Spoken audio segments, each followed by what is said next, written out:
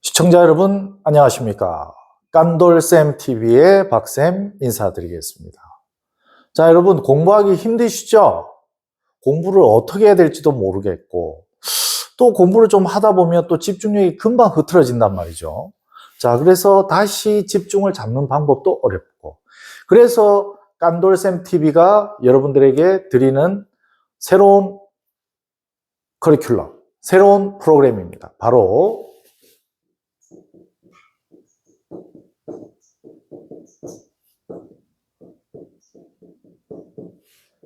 공부하는 방법, 그리고 어떻게 하면 집중해서 공부를 잘할 수 있는가, 그리고 무언가를 기억할 때 어떻게 하면 잘 기억할 수 있는가 하는 부분을 여러분들에게 하나하나씩 가르쳐 드릴 테니까, 자, 우리 깐돌쌤, 박쌤을 믿고 여러분들 따라와 주시면 좋은 결과 있을 거라고 생각합니다. 자, 그럼 오늘 첫 번째 순서로 왜 우리가 무언가를 기억하거나 공부를 할 때, 특히 공부를 할 때, 왜 어떤 메커니즘을 따르지 않았기 때문에 집중이 잘 되고 되지 않느냐를 먼저 알아야 되기 때문에 첫 번째 시간으로 우리가 뇌파에 대한 부분을 한번 알아보도록 하겠습니다. 자, 뇌파는 여러분 5가지로 구분되어지거든요. 자, 선생님은 뇌과학자는 아니에요. 그래서 뇌파가 몇 CPS다 몇 CPS다 이거 정확한 걸 가지고 선생님한테 뭐라 하지 말아 주었으면 좋겠어요. 이 메커니즘만 정확하게 이해를 하는 게 중요한 거니까. 자, 뇌파는 5단계로 구분이 되는데요. 첫 번째가 감마파, 두 번째가 베타파, 세 번째가 알파파, 네 번째가 세타파죠. 죄송합니다. 세타파. 다섯 번째가 델타파입니다. 자, 감마파는 32 CPS 이상. 베타파는요, 15에서 30 CPS. 알파파는요, 7에서 14 CPS. 세타파는요, 4에서 6 CPS. 델타파는요, 2에서 3 CPS를 나타냅니다. 한번 적어볼게요. 감마파예요. 자, 베타파예요. 알파파예요.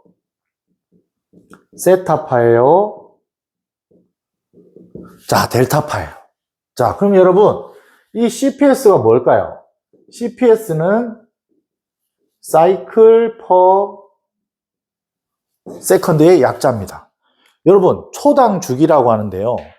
여러분들, 우리 이 연못을 보면 뇌가 한 요 정도 크기가 되겠죠. 예를 한번 들어볼게요. 여러분들, 심장, 박동기, 즉, 그 거짓말 탐지기 들어봤죠. 심장 박동에 따라가지고, 아, 얘가 거짓말을 한다, 진실이다, 하고 이렇게 느낄 수 있는 기계가 있듯이, 우리 뇌에도 파동이 있단 말이죠. 자, 여러분들, 오른손잡이에요? 왼손잡이에요? 자, 오른손잡이라고 가정하고, 자, 우리 뇌 크기가 한 요 정도 되니까, 뇌 간격이 한 요 정도라 보고, 자, 요렇게 한번 잡아볼까요? 요렇게. 네. 자, 준비 시작하면은 위아래를 최대한 빨리 한번 흔들어 볼게요. 자, 준비 시작, 땡. 다시 해볼게요. 준비 시작, 땡. 자, 1초에 여러분, 위아래로 요 정도 간격을 몇 번 정도 최대한만 하면은 몇 번 정도 할 수 있을 것 같아요? 맞아요. 빨라야 2-3번이에요.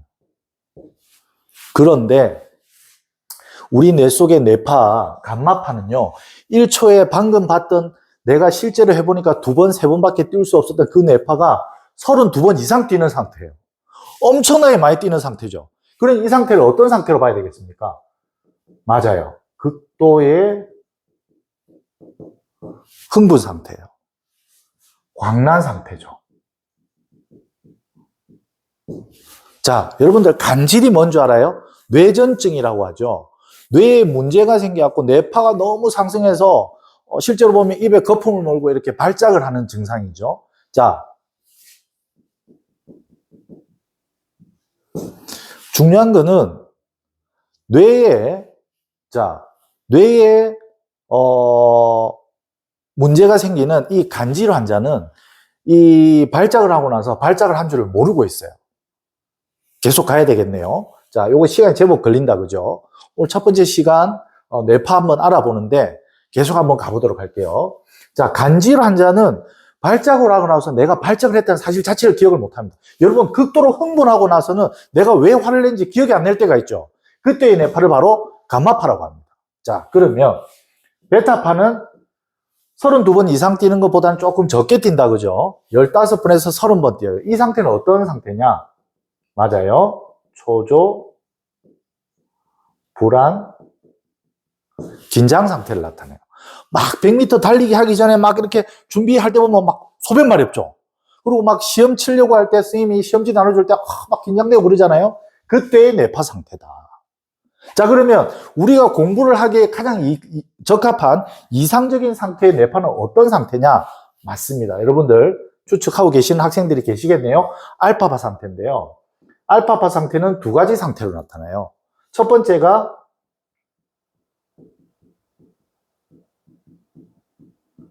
말똥말똥한 상태. 두 번째는 멍한 상태. 자, 알파파는 조금 이따가 다시 설명하기로 하고요. 다음 세타파 볼게요. 자, 여러분 보세요. 우리가 아까 손으로 해보니까 2번, 3번은 할 수 있었죠. 자, 세타파는 4에서 6번 정도, 4번에서 6번 정도 뛰는 상태 뇌파예요. 자, 어떤 상태일까요? 그렇습니다. 수면 상태의 뇌파입니다. 자, 그러면 질문. 델타파는 2번에서 3번 뛰어요. 세타파는 수면 상태라고 그랬어요. 델타파는 어떤 상태일까요? 네, 어떤 학생들은 죽었다, 죽은 상태 이렇게 얘기하는 학생들도 있는데 죽은 사람은 뇌파가 뛰질 않겠죠. 맞아요. 이 상태는 마취 또는 가사 상태입니다. 가사 상태를 무슨 말인지 이해를 잘 못하는 학생들을 좀 선생님이 쉽게 표현하면 기절한 상태라고 표현할 수 있겠죠. 수술이나 이런 걸 하기 위해서 마취를 당해서 의식 없이 누워있는 그런 상태를 델타파라고 표현합니다. 자, 보세요. 그러면 말똥말똥한 상태의 알파파는 어떤 간격을 띄고 있느냐? 11에서 14 CPS예요. 그리고 멍한 상태는 7에서 10 CPS예요. 눈치 빠른 학생은 아마 느끼실 수 있을 거예요. 공부를 하기에 가장 적합하고 이상적인 상태의 뇌파는 알파파 중에서도 말똥말똥한 상태의 뇌파를 유지를 해야 되거든요. 이 상태의 뇌파는 11에서 14 CPS 사이. 자, 요 뇌파는 베타파와 맞닿아 있습니다. 다르게 표현해 볼게요. 살짝 긴장한 상태라는 겁니다. 여러분, 시험 치기 전날 공부 잘 되죠? 우리 반에서 꼴등 안 해도 시험 치기 전날은 공부를 좀 하고 있어요. 네. 내일 시험 치니까 살짝 긴장하고 있다는 거예요. 그런데 멍한 상태의 알파파는 어떤 상태냐? 수면 상태하고 맞닿아 있잖아요. 그래서 멍하다는 거예요. 잠이 온다는 거예요. 자, 여러분 한번 예를 들어볼게요. MC 스퀘어라는 기계가 있어요. 자, MC 스퀘어. 들어보셨어요? 뇌파 안정기. 뇌파 안정기. 원래 이 기구는 베타파나 감마파도 우리가 한 번씩 가긴 가지만 그렇게 흔하게 접할 수 있는 기회는 아니고요.